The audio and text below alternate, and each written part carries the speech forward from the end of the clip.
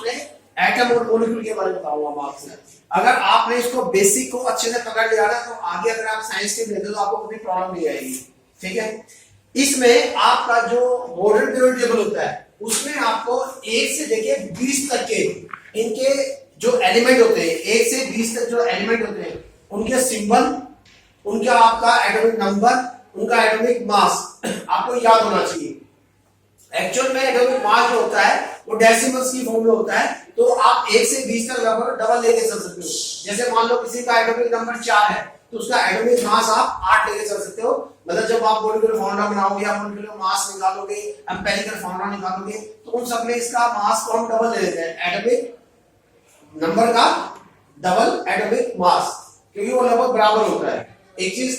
दूसरी बात, अब देखिए एक आपको इलेक्ट्रॉनिक कॉन्फ़िगरेशन अच्छी से आना चाहिए। इसी का मतलब है इलेक्ट्रॉनिक कॉन्फ़िगरेशन। अगर जिसको ये बनाना आ गया वो काफी हद तक मतलब इसके बारे में जान जाएगा कि कंपाउंड कैसे बनते हैं, कौन किसके साथ रिएक्शन करता है, क्यों करता है, और अगर कोई एलिमेंट इस एलिमेंट के साथ रिएक्शन नहीं करता तो क्यों नहीं करता, इसका रीजन आपको सारा इससे क्लियर हो जाएगा। अब देखिए इसमें जितने भी कंपाउंड मिलेंगे उसमें आपके 2 प्रकार के बॉन्ड है। जो बॉन्ड होते हैं ना बॉन्ड, वो आपको में 2 प्रकार के बॉन्ड बना हुआ। एक आपका आयनिक बॉन्ड, आयनिक बॉन्ड, और एक बताऊंगा आपका मैं कोवलेंट बॉन्ड। इसको ध्यान से समझना, कोवलेंट बॉन्ड। अब इस आयनिक बॉन्ड का एक नाम और भी होता है जिसका नाम है इलेक्ट्रोवैलेंट बॉन्ड। क्या होता है? Electrovalent bond. आयनिक बॉन्ड का आयनिक बॉन्ड का जो नाम पड़ा वो आयन के ऊपर, क्योंकि जो एलिमेंट है वो पहले कन्वर्ट होगा किसके अंदर, आयन में। आयन 2 प्रकार के होते हैं, एक होता है कटाइन, एक होता है अनाइन। अब कटाइन क्या होता है मतलब, और अनाइन क्या होता है उसके बारे में समझ लीजिए। फर्स्ट ऑफ ऑल आपको ये पता होना चाहिए, जैसे सबसे पहला एलिमेंट आपका हाइड्रोजन, इसका एटॉमिक नंबर, मैं बार बार नहीं लिखूंगा पूरा, मैं सिर्फ 8 ही कर दूंगा। एटॉमिक जो नंबर होगा इसका 1 होता है। इसके बाद आपका हीलियम है, इसका 2 होता है। ऐसे चलता रहता है। 3 पे लीथियम, 4 पे बेरिलियम, 5 पे बोरोन, 6 पे आपका कार्बन, 7 पे आपका नाइट्रोजन, 8 पे ऑक्सीजन। ठीक है, और आपका 9 पे आपका फ्लोरीन, 10 पे आर्गन। ठीक है, 11 पे सोडियम, 12 पे मैग्नीशियम, 13 पे एल्युमिनियम, 14 पे सिलिकॉन, 15 पे फास्फोरस, 16 पे सल्फर, 17 पे क्लोरीन। ठीक है, 18 पे आर्गन। इस प्रकार से जैसे मैंने आपको बता दिया ना, आपको भी 1 से 20 तक कंफर्म है, 30 तक करना तो अच्छा है। 1 से 20 तक बिल्कुल मैंने आपको सीरियल वाइज बताया है, तो ये आपको भी याद होने चाहिए। जो 1 पे आएगा उसका एटॉमिक नंबर 1 होगा, जो 2 पे आएगा उसका एटॉमिक नंबर 2 होगा, 3 वाले का 3 होगा। ठीक है, अब देखिए पहले इसके तो एटॉमिक स्ट्रक्चर देखिए। सबसे पहले आप इसका किसी भी चीज का एटॉमिक स्ट्रक्चर, ये जो सेंटर में होता है ना, सेंटर में, इसको बोलते हैं न्यूक्लियस। क्या बोलते हैं इसको? न्यूक्लियस। न्यूक्लियस के अंदर आपका न्यूट्रॉन प्लस प्रोटॉन प्रेजेंट होता है। क्या प्रेजेंट होता है? Neutron plus proton. अभी तक आपने पढ़ा था कि atom is a smallest particle which can take part in a chemical reaction. But अब क्या है, उसके बाद और जैसे आगे फर्दर स्टडी हुई तो हमें पता लगा कि भाई एटम के अंदर क्या प्रेजेंट है। 3 चीज है आपके, इलेक्ट्रॉन, प्रोटॉन, न्यूट्रॉन। इन 3 वर्ड्स का आप नाम याद रखो, इलेक्ट्रॉन, प्रोटॉन और न्यूट्रॉन।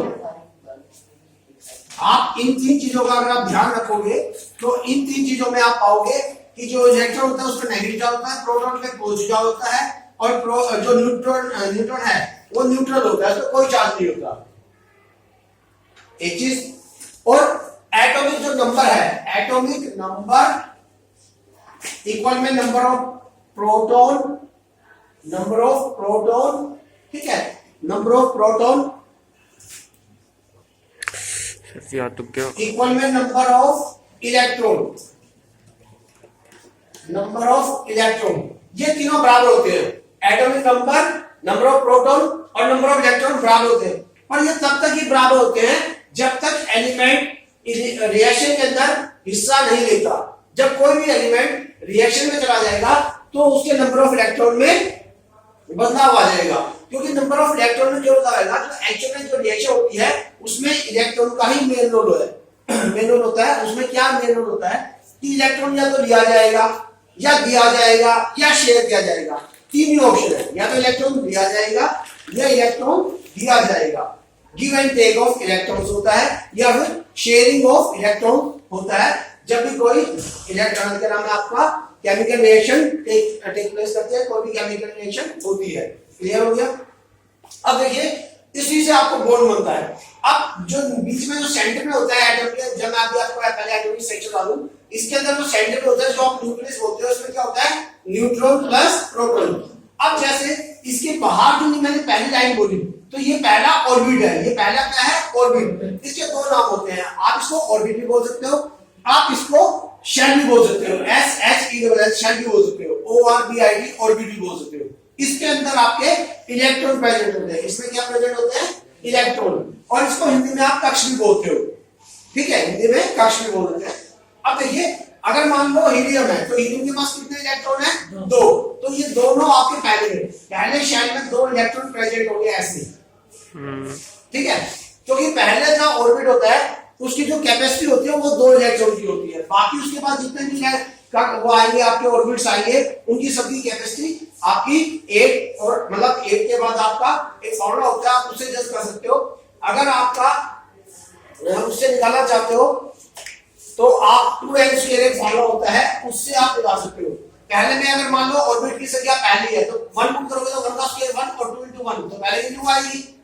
अगर इसके बाद दूसरा ऑर्बिट है तो अब आपका उसके में यहाँ पे 2 पुट हो जाएगा इनके में, तो 2 का स्क्वायर 4 4 हो जाए 8, दूसरी कैपेसिटी 8 होती है। तीसरा आएगा तो 3 4 9 9 3 18, वैसे तो 18 होती है, लेकिन हर कोई मतलब एटम जो चाहता है वो अपने आप को स्टेबल करना चाहता है, स्टेबल करने के लिए उनका एक होता है ऑक्टेट रूल। क्या होता है ऑक्टेट रूल? ऑक्टेट रूल का मतलब ये है कि हर एलिमेंट ये चाहता है उसके जो आखिरी ऑर्बिट है, लास्ट ऑर्बिट है, उसके अंदर एक इलेक्ट्रॉन अगर हो गए तो वो स्टेबल करेगा, वो किसी से रिएक्शन नहीं करेगा, शांत हो जाएगा। तो हर इलेक्ट्रॉन रिएक्शन इसलिए करता है ताकि वो रिएक्शन करने के बाद अपना ऑब्जेक्ट पूरा कर ले, आखिरी शेल में 8 इलेक्ट्रॉन्स कंप्लीट कर ले, तो उसके बाद उसको आगे इलेक्ट्रॉन मतलब दोबारा से कहीं इधर उस कम से कम उस एटम को इधर नहीं परेशान होना पड़ेगा, शांत हो जाएगा वो। क्लियर हो गया?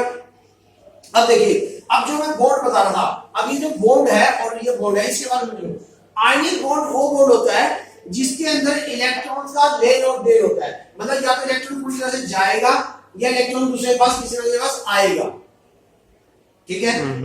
तो पहले बनेगा आयन, इसीलिए उसका नाम होता है आयनिक बॉन्ड, और इसका जो मेन नाम होता है वो आपका होता है इलेक्ट्रोवैलेंट बॉन्ड। इसमें क्या होगा इलेक्ट्रॉन का ट्रांसफर होगा, कंप्लीट ट्रांसफर होगा, एक एलिमेंट से इलेक्ट्रॉन जाएगा और दूसरे एलिमेंट के पास ट्रांसफर हो जाएगा, हो सकता है दूसरे से पहले के पास आ जाए, तो ये लेन देन चलेगा। क्लियर?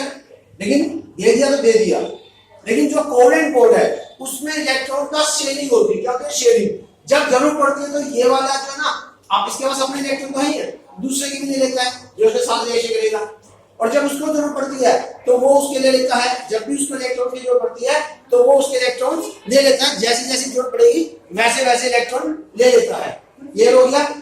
अब देखिए कैसे, मान लो सोडियम लिया, सोडियम का होता है एटॉमिक नंबर 11, तो 11 होता है, इसके ऊपर कोई चार्ज होता है, जब ये एटम होता है क्योंकि इसके अंदर 11 ही प्रोटॉन है, 11 इसके अंदर इलेक्ट्रॉन्स है। अब 11 प्रोटॉन और 11 इलेक्ट्रॉन्स है तो इसके पास 11 प्लस पॉजिटिव चार्ज है और 11 इसके पास नेगेटिव, तो एक पॉजिटिव एक नेगेटिव काटा तो 11 में 11 प्लस 11 11 नेगेटिव काट देगा, तो जब तक ये एटम होता है इसके ऊपर कोई चार्ज नहीं होता। अब क्या करता है, इसका आपको इलेक्ट्रॉन जो मेन होता है इलेक्ट्रॉन उस पे आ जाओ, वो आपका बनेगा 281 हो गया ना, पहले शेल में 2, दूसरे में 8, तीसरे में कितना बचेंगे, एक ही तो बचा।